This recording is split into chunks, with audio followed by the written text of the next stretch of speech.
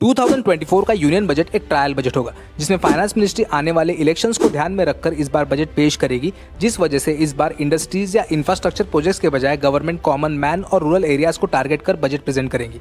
वहीं 2024 के union elections के बाद नई इलेक्टेड गवर्नमेंट अपना बजट जुलाई में पेश करेगी, जो काफी इंपॉर्टेंट होगा।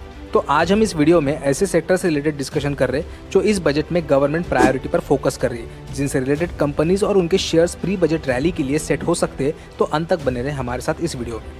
पहला है एग्रोकेमिकल सेक्टर, जिसमें गवर्नमेंट यूरिया सब्सिडी स्कीम के अंडर यूरिया सब्सिडी कट कर नैनो यूरिया को प्रमोट कर सकती है, जहां लिक्विड यूरिया को प्रमोट करने के लिए ये सब्सिडी ट्रांसफर होगी, जिसका benefit liquid nano urea production करने वाली कंपनीज को हो सकता है, जैसे फैक्ट, आरसीएफ, एनएफएल और मेक मनी ऑर्गेनिक्स लिमिटेड। दूसरा सेक्टर है थर्मल पावर से रिलेटेड, जहां गवर्नमेंट ग्रीन एनर्जी के लिए एग्रेसिवली बेट करे, मगर फिर भी देश में बढ़ते एनर्जी डिमांड में थर्मल पावर का मेजर कंट्रीब्यूशन है, जिसमें गवर्नमेंट कोल के प्रोडक्शन बढ़ाने के लिए मैकेनाइजेशन पर काम कर रही है, जिसके लिए 30,000 करोड़ की फाइनेंसिंग एक्सपेक्टेड है। तो रिसेंटली भारत सरकार ने कोल गैसिफिकेशन को बढ़ाने के लिए 8,500 करोड़ के वायबिलिटी गैप फंडिंग को अप्रूवल दिया है, जहां 2030 तक central government current coal production को 50% से बढ़ाकर 1.5 बिलियन मेट्रिक टन तक एक्सपेक्ट कर रही है, जिसका बेनिफिट कोल इंडिया जैसी कंपनी को होगा, जो देश के ओवरऑल कोल प्रोडक्शन का 80% तक मार्केट होल्ड करता है।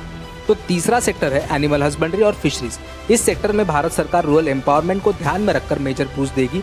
वही फिशरी सेक्टर में पिछले 3 वर्षों में रिकॉर्ड एक्सपोर्ट ग्रोथ हुई है। साथ ही देश के कोस्टल और आइसोलेटेड आइलैंड्स पर टूरिज्म के अलावा इकोनॉमी जनरेट करने के लिए फिश फार्मिंग सेक्टर को मेजर बूस्ट मिल सकता है। साथ ही इक्वाडोर में चल रहे नार्कोस टेरर थ्रेट्स की वजह से इंडियन श्रिम्प इंडस्ट्री की ग्लोबल मार्केट में डिमांड बढ़ी है, जिस वजह से अवंती फीड जैसी कंपनी प्री बजट रैली के लिए पार्टिसिपेट कर सकती है। तो फोर्थ सेक्टर है म्यूचुअल फंड्स और इंश्योरेंस से रिलेटेड।